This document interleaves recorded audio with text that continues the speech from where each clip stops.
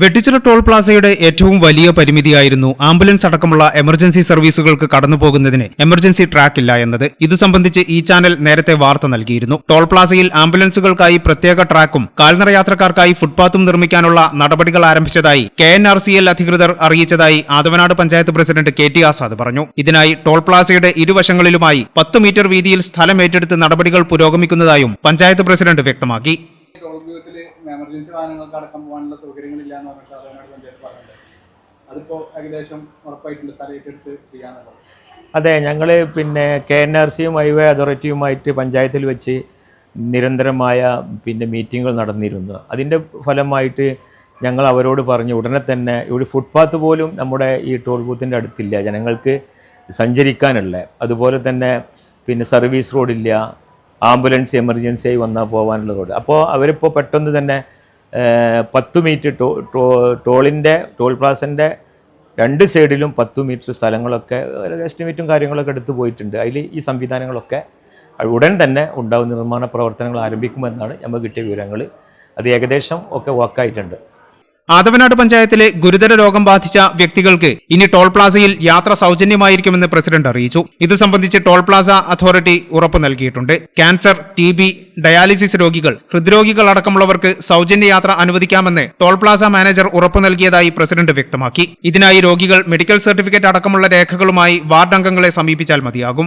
എങ്ങനെയായിരുന്നു ഈ ഒരു രോഗികളായ ആൾക്കാർക്കുള്ള ഒരു പാസ് അനുവദിക്കാൻ പറ്റിയത്? എങ്ങനെയാണ് ഞങ്ങൾ ഗ്രാമപഞ്ചായത്ത് നിരന്തരമായിട്ട് ഈ ഹൈവേ അതോറിറ്റിയോടും അതുപോലെ തന്നെ KNRCയുമായിട്ട് ഒരുപാട് പ്രാവശ്യം ഈ കാര്യങ്ങളൊക്കെ പറഞ്ഞത്. ഒന്നാമതായിട്ട് ഞങ്ങൾ ആദ്യം പറഞ്ഞത് ഈ പ്രദേശത്തുള്ള ആളുകൾക്കൊക്കെ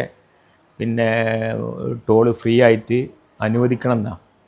പക്ഷേ അതിന് ചില മാർഗ തടസ്സങ്ങളൊക്കെയാണ് അവർ പറഞ്ഞത്. പക്ഷേ ഇപ്പോൾ അവരനുവദിച്ച് തന്നിട്ടുള്ളത് ഈ മാരാ രോഗങ്ങൾ, അതുപോലെ തന്നെ ഡയാലിസിസ് ചെയ്യുന്ന ആളുകൾ, മറ്റ് നമുക്ക് ഈ വേറെ പല അസുഖം കൊണ്ടും ബുദ്ധിമുട്ടും പ്രയാസങ്ങളും അനുഭവിക്കുന്ന കുറേ ആളുകളുണ്ട് നമ്മുടെ ഗ്രാമപഞ്ചായത്തിൽ.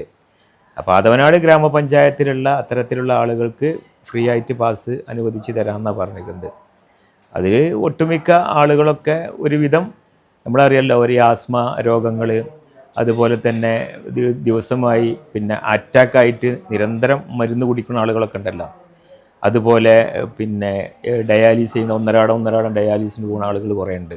അത്തരത്തിലുള്ള ആളുകൾക്കും അതുപോലെ തന്നെ അതോടനുബന്ധിച്ച് മാറാ രോഗം ബുദ്ധിമുട്ടും പ്രയാസങ്ങളും അനുഭവിക്കുന്നവർക്കൊക്കെ ഈ ഫ്രീ പാസ് അനുഭവിക്കുന്നുണ്ട്. അവർ ഗ്രാമപഞ്ചായത്തിലെ 24 മെമ്പർമാരുണ്ട്. അപ്പോൾ ഓരോ വാർഡത്തെ മെമ്പർമാരുമായിട്ട് മെഡിക്കൽ സർട്ടിഫിക്കറ്റ് ഹാജരാക്കിയാൽ ഈ ആനുകൂല്യം ലഭിക്കുന്നതാണ്.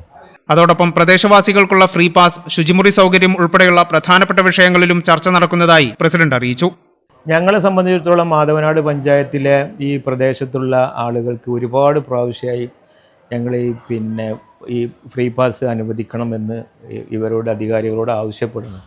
നിരന്തരമായിട്ട് ഞങ്ങൾ ആദ്യം ആവശ്യപ്പെട്ടതനുസരിച്ച് നമ്മുടെ ഈ പഞ്ചായത്തിലെ സ്കൂളുകൾക്കൊക്കെ ഫ്രീ പാസ് ബസ്സിനൊക്കെ ആദവനാട് പഞ്ചായത്തിലെയും അതുപോലെ തന്നെ പരിസര പ്രദേശത്ത് പഞ്ചായത്തിൽ അതിർത്തി പങ്കിടുന്ന സ്കൂളുകൾക്കൊക്കെ ഫ്രീ പാസ് അനുവദിച്ചു തന്നു.